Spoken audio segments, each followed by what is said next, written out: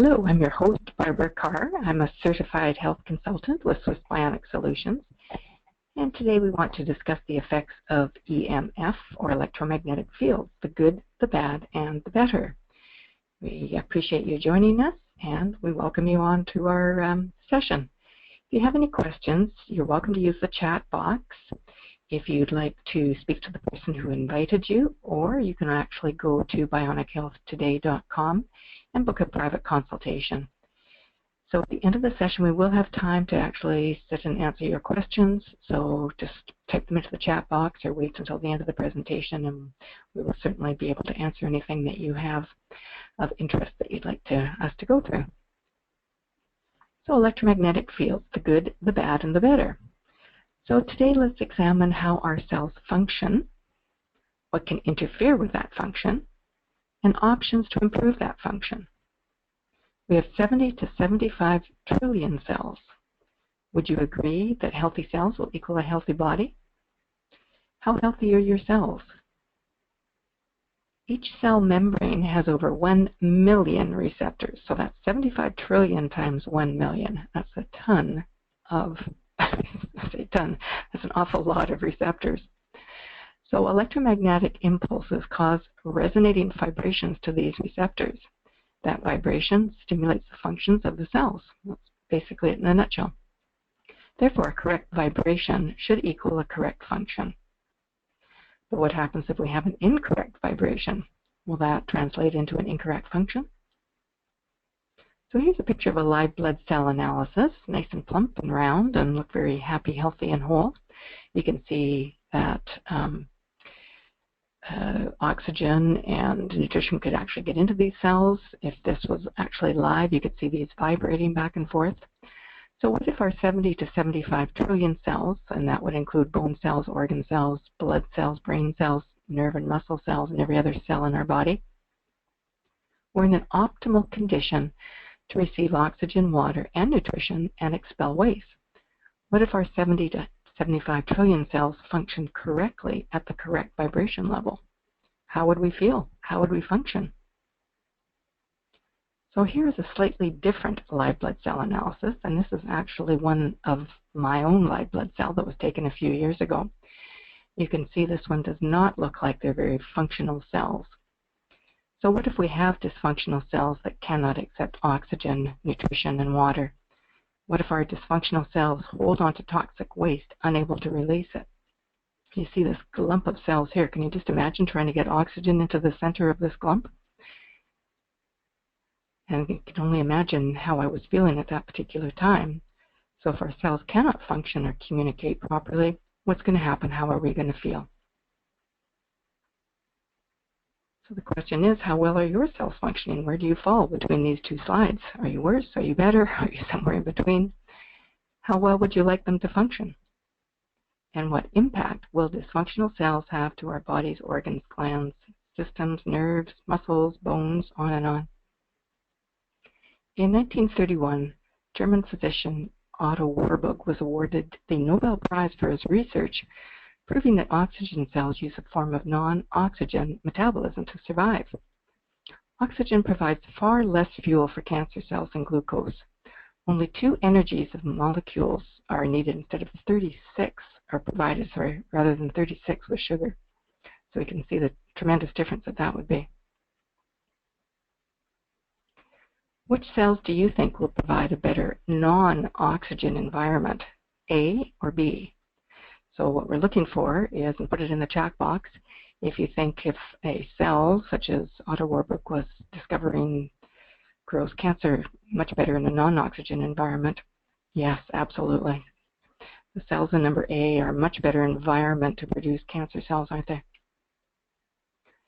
Dr. Deborah Davis, author of Disconnect, The Truth About Cell Phone Radiation, has been researching the safety hazards of radiation emanating from your cell phone. Dr. Davis explains how the biological impact of your cell phone is not related to its power, which is quite weak, but rather to the erratic nature of its signal and its ability to disrupt resonance and interfere with DNA repair. We're going to go through resonance a little bit later. This is now believed to be the most plausible theory for understanding the wide array of health impacts discovered, which does include cancer. These are from the Canadian Cancer Statistics of 2015, but actually based on 2010 statistics. So the lifetime probability of developing cancer in men in Canada is 1 in 2.2. In women, 1 in 2.4. The lifetime probability of dying from cancer in men, 1 in 3.5. In women, 4.4. Well, I don't know about you, but I really don't like those statistics. And I don't know about the war on cancer, how well it's going, but it obviously is sliding backwards every year. From a conservative estimate, there's 1.6 million Canadians that have heart attacks or are living with the effects of a stroke. In Canada in 2009, cardiovascular diseases were the second leading cause of death for Canadians, representing 22.7% of all deaths. Almost 2.4 million Canadians aged 1 year and older, or 6.8% of the population, were living with diagnosed diabetes in 2008-09, and more than 200,000 Canadians were newly diagnosed during that same year. Of the Canadians diagnosed with diabetes, 90 to 95% of them will have type 2 diabetes, which really is a lifestyle-related diabetes. It is estimated that there will be 3.8 million Canadians living with diabetes by 2018. So, should we take action? Should we possibly choose a new path? How about if we do some more research? So let's do a little bit of discussion here and understand how our cells work. Number one, we're electrical. Our cells operate like a battery. The greater the difference between negative and positive, which is the membrane potential, the greater the magnetism, the greater the cell can function and relay both information and particles, and the greater the electrical power produced. So imagine a fully charged battery, how much more energy it has than this 1 bar of very poorly charged battery. How charged are your batteries? And how great is your membrane potential? So negative attracts positive and positive attracts negative, and that's what draws things into the cell, and that's what allows things to exit out of the cell, as well as osmosis, but we're talking electrical here. Did you know that the healthy cell has a negative 70 milliwatt membrane potential? The average professional athlete has a negative 100 milliwatt membrane potential. The average healthy heart cell has a negative 110 milliwatt membrane potential. Cancer cells, equal to or less than negative 30 milliwatts. You can see a total difference between a cancer cell and a healthy heart cell. And I don't know about you, but I have never heard of anyone that has had cancer of the heart. I'm sure there's a rarity out there, but I don't know of anyone. So if our cells operate on both magnetic and electrical functions, how will electromagnetic fields affect the cells? So let's discuss a little bit about what EMFs are, what EMFs are helpful, and what EMFs are harmful. Don't you love that picture? So 3.5 billion years ago, give or take a million or two, the Earth was created with magnetic fields. And conversely, the Moon has no magnetic field. Recorded in the Emperor's Yellow Book of Internal Medicine at 2000 BC in China, already magnetic stones were used to correct health imbalances. In the Middle Ages, lodestones that were naturally magnetized were used for their cleansing power. At the end of the 19th century, the electron was discovered. Albert Einstein showed that electricity and magnetism were really two aspects of the same phenomenon. So unlike what was previously thought, that electricity was electricity and magnetism was a totally different form, they actually were the same phenomenon. So medical textbooks of the day included magnetism and electricity as therapies for insomnia, fatigue, arthritis, pain, and convulsions. So what are pulsed electromagnetic fields? In 1954, German physicist W.O. Schumann discovered that there was an electromagnetic pulsations between the surface of the Earth and the ionosphere, which is approximately 55 miles above the surface of the Earth. These circle the Earth and basically bounce between the surface of the Earth and the ionosphere, creating a beating wave of pulsation. Now, the main frequency has been recorded at 7.83 Hertz level, which is a level of electromagnetic recording. Interesting enough, later research shows that this is excited by lightning strikes around the world. Lightning strikes occur at an average rate of 1,000 every minute worldwide at the same Hertz level, therefore keeping this main 7.83 Hertz level stable. Isn't that fascinating? Yes, I agree. So, interestingly enough, this is also found to be the same Hertz level as the optimal biological window for cellular function, which makes total sense. Here we are living in this atmosphere of the Earth, between the Earth and 55 miles up, and with a biological window that operates according to that frequency level. Now, this is a very low frequency, basically a whisper of electromagnetic field within the known recorded low ELF frequencies. So let's compare the Schumann resonance or waves at 7.83 Hertz to our electromagnetic appliances and devices at much higher and most likely damaging levels. So the International Agency for Research on Cancer has classified ELF magnetic fields as possibly carcinogenic to humans. So this is a Gauss house, and you can download this on bionichealthtoday.com. So let's compare the safe range to what you are exposed to in this Gauss house. So a safe range is anywhere from 0 to 2 milligauss. High risk is considered anything higher than 7 milligauss. So let's add up a few things of what you possibly could be exposed to in your house. So let's take an office, for example, with a paper shredder. Paper shredder maximum, which means that you're close to it, at 4,341. Let's go over to a compact fluorescent light desk lamp here. A maximum, again, because you're close to it, at over 4,000. What about in the bedroom? An electric alarm clock that you might be sleeping to for 8 hours a night. Maximum up to 450 if it's close to you. What about stepping into the bathroom? And most of our new construction now has exhaust fans that are on constantly. The exhaust fan, 3,379. That's slightly higher than our high risk at 7 milligauss, isn't it? An electric shaver can go up to 6,000. What about going down and say you want to use an electric drill? 1,500. Go into the kitchen, do a coffee grinder at 779, an electric stove at 625, a blender at 291. Now you want to go out in the backyard and do some yard work in a nice, beautiful sunshine day with the sun shining, and you're out with your bare feet on the grass, and not while you're doing your weed eating though, and enjoying the electromagnetic field, while your leaf blower is now totally knocking that out with a maximum of over 4,000. A weed eater over 1,000, electric lawnmower of 1,900. So where do we go, and what happens when all this starts to add up?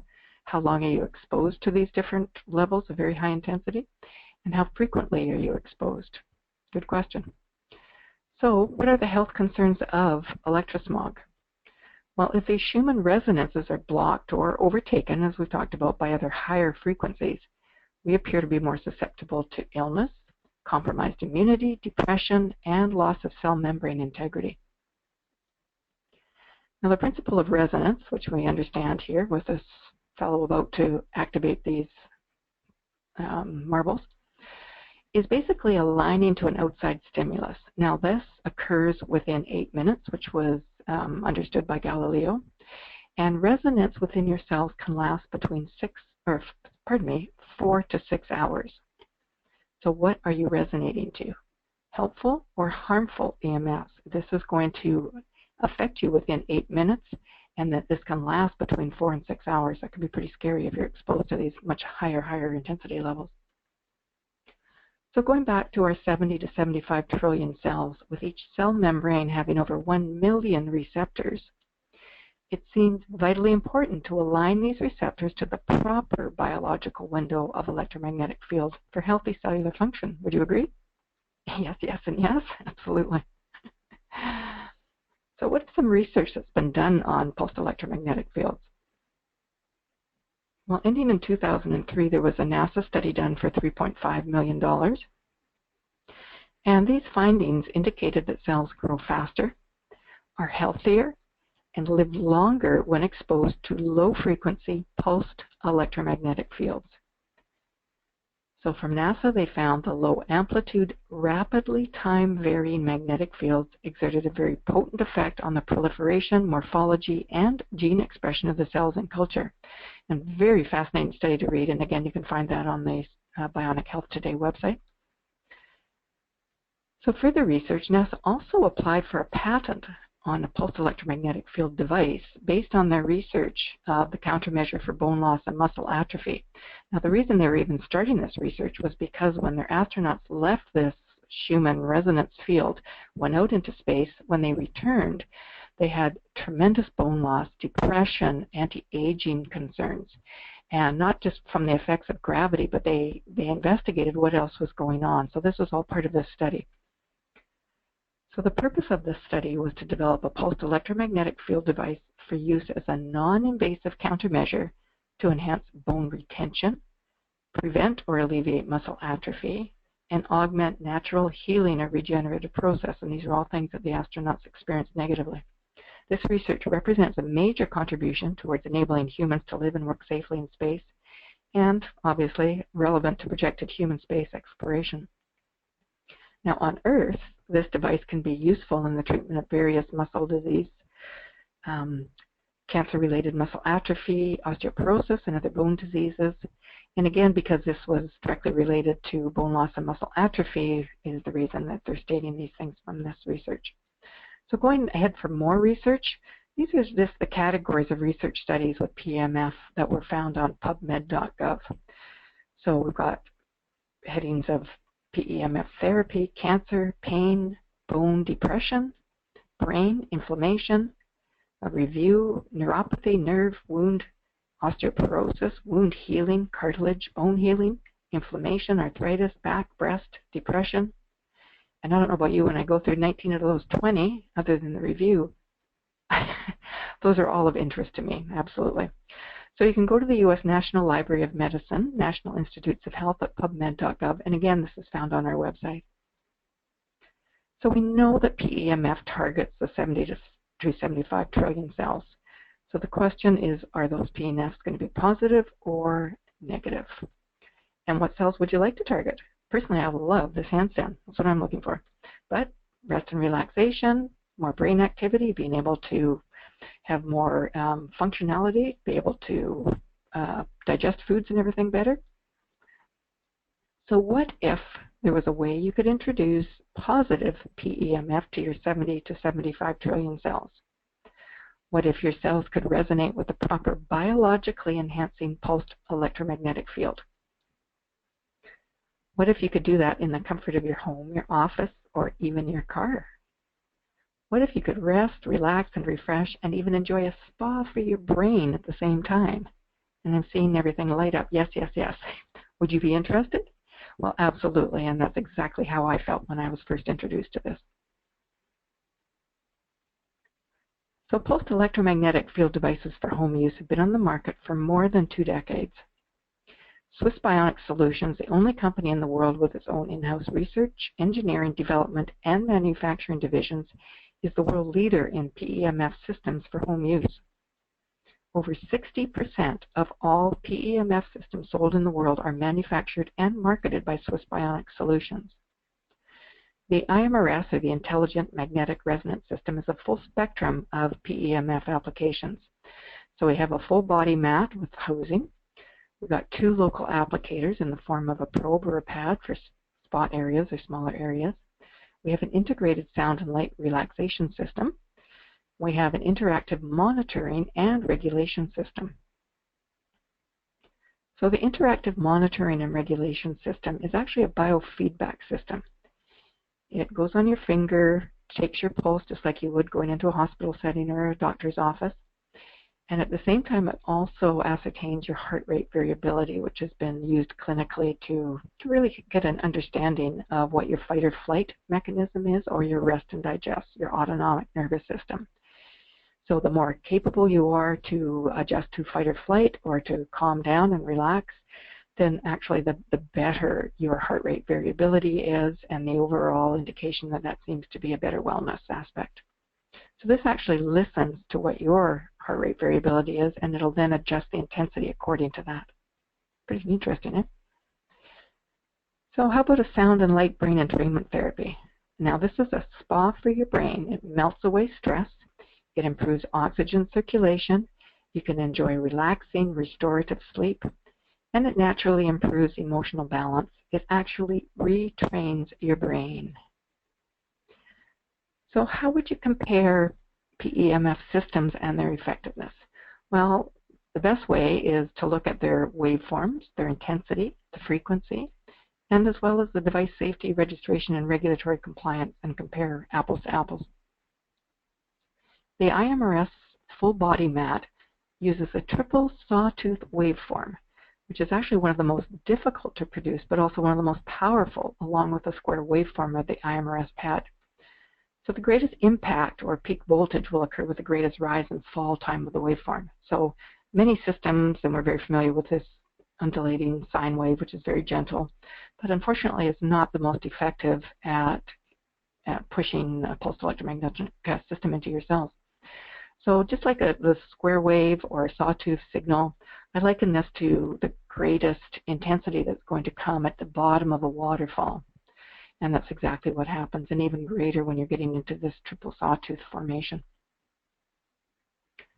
So talking about field strength or intensity, the IMRS full body mat has 3 pairs of tightly wound, pure, non-insulated copper coils that are more effective for penetration and treatment. So other systems will use an insulated coil system or not as tightly wound, so it's not as doesn't have a greatest degree of intensity. Also, the system is utilizing the aspect of that we're more intensely grounded on the ground level when we're walking. So that's exactly what they've emulated with the pad system, with having 3 different sections with your higher intensity levels at the different areas. So if you're wanting to put a child or a pet on the machine, and many pets will just intuitively come over and join you because they know this is good. You can start the child up at the top level at the lower intensity settings. And really, any child over 2 weeks old could be on this. And again, this is a whisper of an electromagnetic field compared to even, say, a child monitor sitting in their bedroom. So the pad applicator contains 2 pairs, and it also reverses polarity every 2 minutes so that your body does not acclimatize. Now, going back to the NASA study where it talked about the rapid time varying had the greatest impact on your cells. So looking at something comparing, for example, a stagnant magnet system that your body's going to acclimatize because it's not changing all the time, you're not going to have the same effect using that over a period of time as you will with a machine that constantly changes intensity settings and polarity. So also the IMRS has a lower low and a higher high to accommodate both chronic and acute conditions compared to other systems on the market. So for someone that has a chronic condition, you might want to start at a very low level and go for a bit longer period of time. And with someone that, as we talked about with that athlete that has a really high high membrane potential, that you could start at a much higher level if you've, for example, an athlete that's had an acute injury. So we do have the opportunity to use that with the IMRS. An extra feature of the IMRS is actually a built-in database guide for users. Now this iGuide has database from over 20 years of clinical use. It has over 250 conditions with over 2,000 pre-programmed setting guidelines for both time and intensity. So this goes from A to Z. So you start off going into the A, you go and enter into the A's, and all the A conditions will show up. So on this, we've got attention deficit disorder, autism, autoimmune disease, as just a few. You would go and enter this on your system, and that would pull up and give you a guideline that you could do for the amount of intensity and the amount of minutes that you would want to go on the system for. So extremely helpful and really gives you a good idea of the tremendous potential for so many conditions that people are experiencing. Frequency. The IMRS uses frequencies that optimize cellular function. Now, frequencies are basically the language that's being spoken. So when we think of a radio frequency, for example, we can have a frequency that's very high or very loud and jarring, and it disrupts our cells and it hurts us or hurts our ears. We can also have a frequency that's so low we can't hear it, and that's the same with the frequencies that are biologically correct for your cells. So we want to have this frequency window, again, that goes back to that Schumann resonance. And then we also have a built-in biorhythm time clock with 4 different settings. So this is a morning, noon, evening, and night session that helps wake you up or calm you down. So you can actually have this set. So if you're going off for an evening shift, for example, you don't want to go on an evening mode and go to sleep. You want to put yourself on a morning mode and wake up. So it's a tremendous opportunity to be able to adjust this according to your lifestyle. Great, absolutely. So looking at device safety, registration, and regulatory compliance, Swiss Bionic Solutions, the developer and manufacturer of the IMRS systems, is the only company worldwide which fulfills all country requirements for supplying PEMF devices for home use. So if you're going online and ordering a system that's coming out of a different country and you're trying to bring it into Canada, it could be stopped at the border because it might not be compliant. Well, most assuredly is compliant because we're the only ones that are. So something very, interesting to relate to and really understand the extent that this company has gone to protect the consumer. Now, the Omnium One Lifestyle, Intelligent Lifestyle, is a new application that's just recently come out, and it's the only post-electromagnetic field system based on the Android platform. So it's the world's first tablet with a specific high-performance battery, and it's equipped with 2 specialized serial ports to run wellness apps, or WAPs, as they're called. Now, this is energy medicine of the future. This is going to allow access to a tremendous range of health, wellness, and fitness-related applications where you'll be able to add many more things onto this over time. And the system is already set up to be able to add them in as time goes on. So we have the Omni Pad, which is similar to the IMRS pad that has this square wave formation. We have the Omni Spot, which is a HEMS hold application where you put that one on either side of an ankle or a knee or a joint aspect, and you're creating energy fields from both sides, so you're getting tremendous potential from both sides, not just one side. The OmniMat full body is that same triple sawtooth wave formation. And we also have the Omni Brain application. Again, that's that spa for your brain. Now, the Android tablet comes with an 8-hour battery life, which makes it extremely portable, so you could take this out. I've actually used this in the car where I put the pad on my back while I'm driving. And, you could have just a wonderful experience as you're driving along. For truck drivers or someone that experiences lower back concerns, why not take a session while you're in your car? 2 things at one time. Yes, wonderful, I agree. So we've discussed how our cells function.